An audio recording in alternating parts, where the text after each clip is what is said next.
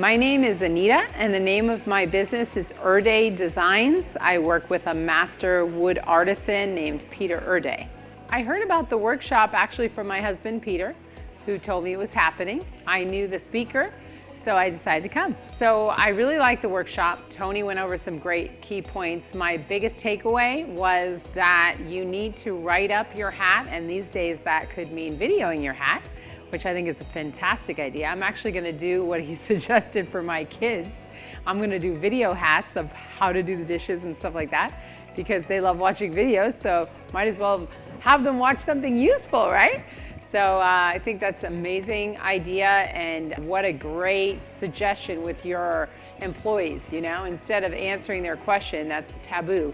Go, oh, what was your question? Okay, great. And video the question and the answer. So that's my biggest takeaway for tonight. I absolutely think other people could benefit from this workshop because it's got some very useful tools at whatever level you're at that you could apply to your business to help it grow and expand.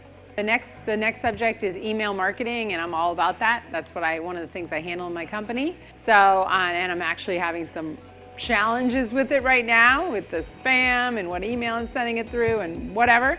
So I will definitely be here next time.